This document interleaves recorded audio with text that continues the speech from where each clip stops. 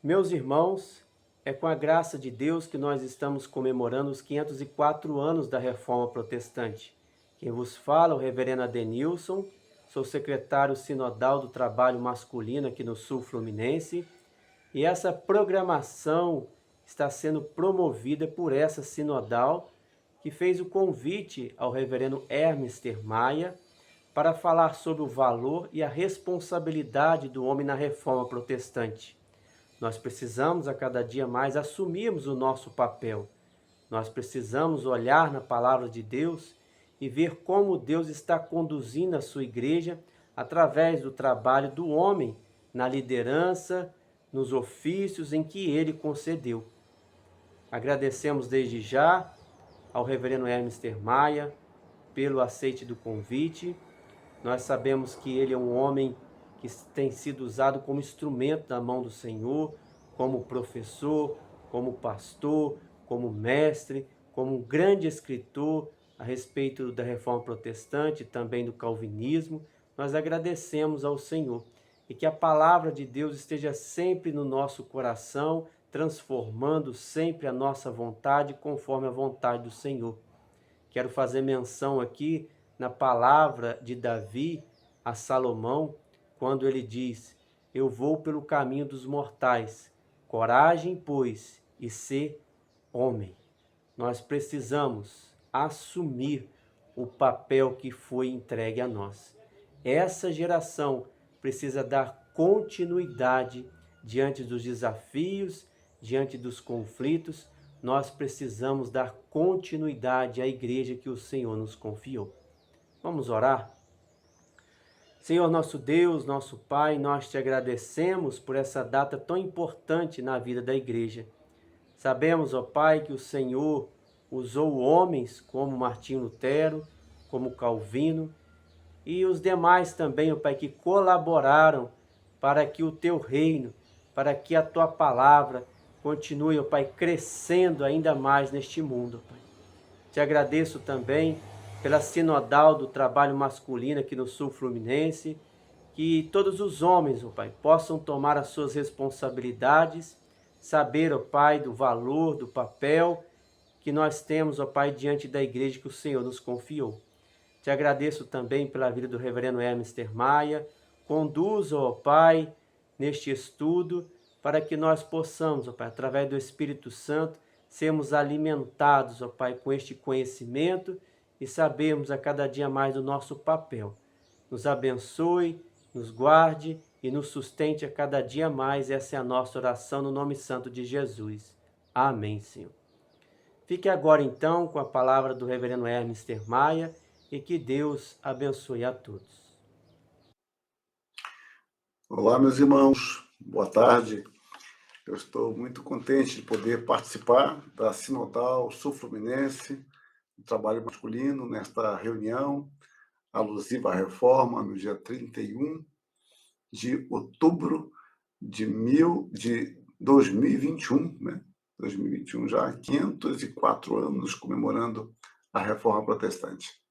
Eu agradeço o convite do reverendo Adenilson para que eu desse aqui uma palavra falando sobre a importância do homem, ou o homem na reforma protestante, né? Eu quero falar alguns minutos sobre este assunto.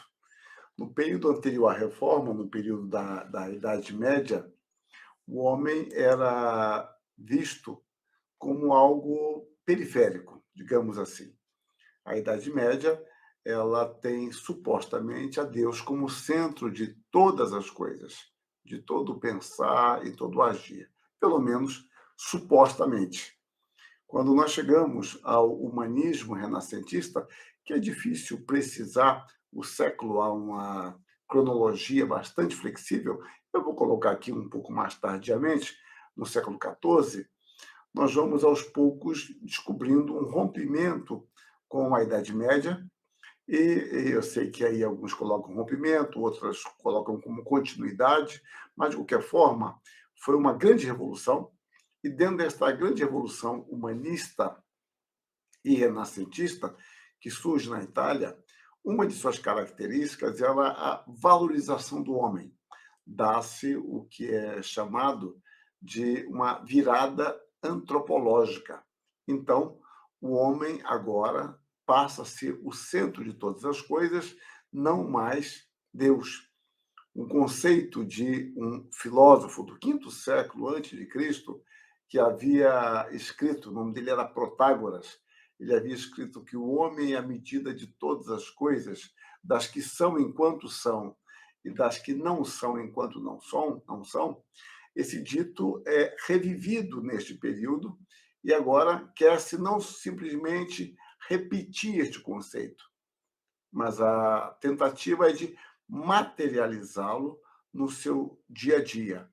O homem sendo a medida de todas as coisas significa que ele passa a ser o padrão de avaliação, não a teologia, que antes era a rainha das ciências, não o que a igreja pensa ou as escrituras.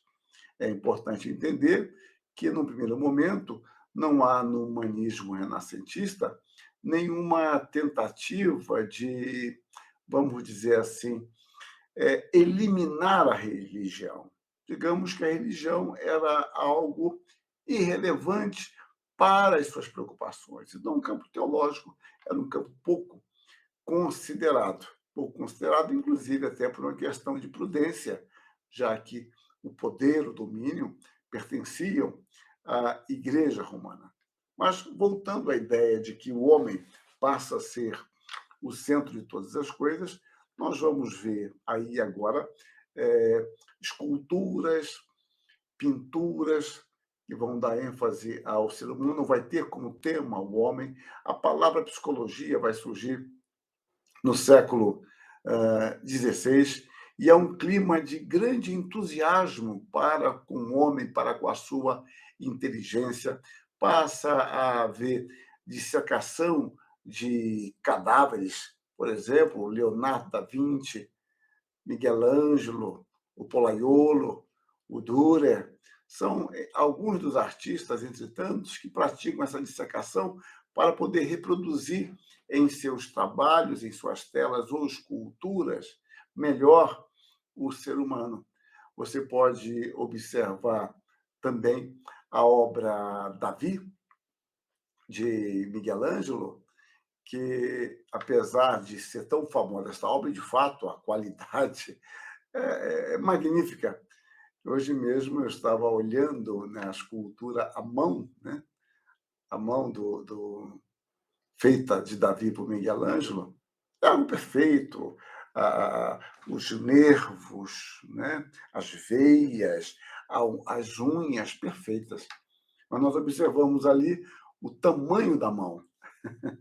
É uma mão desproporcional ao corpo, evidenciando, no caso, o fato de que Miguel Ângelo era um filho do Renascimento, e ali ele está demonstrando também a grandeza do homem que já não espera favores divinos, mas este homem ele tem poder para criar, recriar e transformar o mundo. E, na realidade, aquele Davi não é o Davi das Escrituras, reproduzido por ele. Isso pela sua mão e porque também o Davi que ele fez com pleno conhecimento de causa, ou seja, ele fez de propósito, não fez por ignorância, é um Davi que não é circuncidado, ele não está circuncidado. Não era o Davi das Escrituras. Isso apenas pegou-se nominalmente um personagem bíblico, mas o esculpe a partir de um modelo grego de homem e de padrão. Então, reflete, naturalmente, a arte ela é geradora e, ao mesmo tempo, ela reflete a cultura. Muitas vezes ela está muito mais na vanguarda do que na retaguarda. Mas, independentemente se ela é geradora ou é resultado, eu creio que ambas as coisas, mas a arte irá pactuar com a sua cultura ou com o desejo de transformar esta cultura.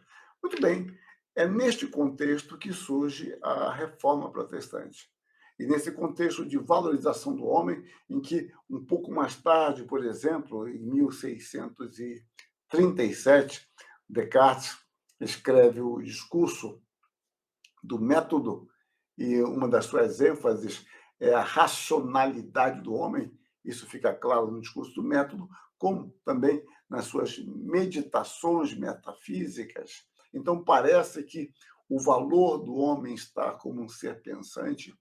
A reforma, no período humanista renascentista, anterior à existência de Descartes, né, que morrerá em 1650, a reforma vai dizer isso de um modo muito especial, via Calvino, de que a grandeza do homem, a importância do homem, está no fato dele ter sido criado à imagem de Deus.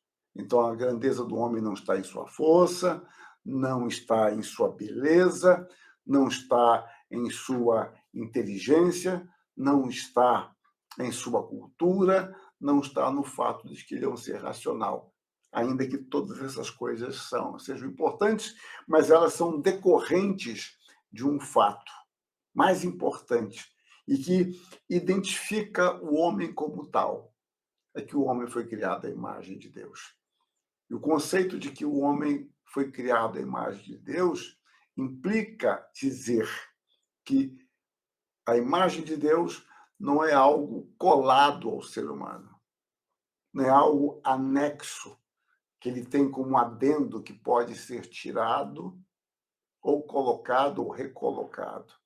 Não, o homem não tem a imagem de Deus, ele é a imagem de Deus.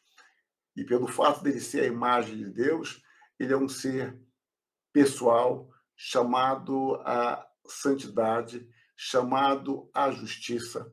Um homem que tem determinação própria, que tem um anseio natural pela eternidade, porque ele foi criado a partir de um modelo divino, a partir do modelo divino, que o Novo Testamento vai nos mostrar que é Jesus Cristo, que é o modelo para o qual todo o ser humano deve caminhar em sua vida de crescimento, em sua vida de santificação. Então, a reforma diz: o homem é a imagem de Deus. Ele é um ser pecador, ele é um ser que rompeu com Deus, mas o caminho de volta está em Jesus Cristo. Mas mesmo no fato do homem ter rompido com Deus, ele deixa de ser a imagem de Deus. Ele passa a ser uma imagem desfigurada, transformando-se mais numa caricatura de Deus, mas de fato, ele continua sendo a imagem de Deus, e em Cristo nós somos restaurados à verdadeira imagem de Deus. Então, quando nós voltamos ao livro de Gênesis, vemos em Adão o conceito de pecado, limitação, transitoriedade e, paradoxalmente, o desejo de ser igual a Deus. Portanto, nós vemos presunção e arrogância. Todos somos essencialmente solidários nesta realidade de criação e queda. A história demonstra este fato incontestável. Porém, assim mesmo, o homem vive em um relacionamento direto e contínuo com a eternidade. A Escritura retrata o homem não somente como preso ao tempo e à história, mas também à eternidade, a Deus que o criou à sua imagem. Por isso, a despeito do pecado, temos em nós vestígios da glória de Deus na sua imagem que ainda refletimos. Em Cristo, como eu disse, fomos regenerados nessa mesma história, para além de Adão, para a vida do reino, onde o sinal de Adão ficará esquecido para sempre, pois, como novas criaturas, estaremos para sempre com o Senhor. Nessa presente era, mesmo nascido de novo pelo Espírito, que é a realidade de todo o ser humano cristão. O Espírito de Adão ressurge em nós como que saindo das cinzas, querendo nos prender a esse tempo, fornecendo-nos uma nova perspectiva temporal material e, portanto, secular. No entanto, a nova criação, obra do Espírito, vence e nos conduz a olhar e a viver conforme a ética do reino. A dura realidade é que estamos neste mundo tempo. Assim, há o perigo recorrente de voltarmos ao espírito materialista de Adão ou a nos isolarmos, tornando-nos indiferentes à história do mundo. Estes são caminhos tentadores e suicidas. Como igreja, vivemos no mundo, dentro da esfera do velho Adão. Contudo, somos filhos da eternidade. O reino abrange toda a criação. A mensagem do Evangelho é a mensagem do reino, que deve ser anunciada a todas as pessoas, pelo Espírito. Podemos e devemos viver o eterno no tempo. A maldição do pecado foi quebrada na cruz. Agora, como povo da aliança, somos desafiados a trazer Deus à cultura e levar a cultura a Deus, tendo os olhos voltados para a plenitude do reino que nos está sendo trazido por Jesus Cristo. Enquanto isso, como homens e como mulheres, súditos do reino, membros da Igreja de Cristo, somos desafiados a humanizar a cultura por meio de uma vida autêntica, como verdadeiros filhos de Deus, que vivem no tempo a ética do reino. Vivem no tempo o padrão divino, com a imagem restaurada, como uma amostra limitada, é verdade, mas uma amostra a mais eloquente de todas que podemos ter na história humana. Uma amostra do homem restaurado à comunhão com Deus. Deus se digne em nos ajudar a compreender o nosso tempo e a vivermos nele como igreja de Deus, sabedores que o problema não é a cultura, mas o pecado humano que forma e modela a cultura. E nós vivemos este tempo, o nosso tempo, para testemunhar o Evangelho do Reino. Nós, como imagem de Deus, levando adiante esse resgate que a Reforma fez das Escrituras Sagradas, enfocando a dignidade do homem e o pecado do homem e, ao mesmo tempo, aquilo que podemos ser em Cristo Jesus, para a glória de Deus. Que Deus nos abençoe, nos guarde e nos dirija sempre. Amém.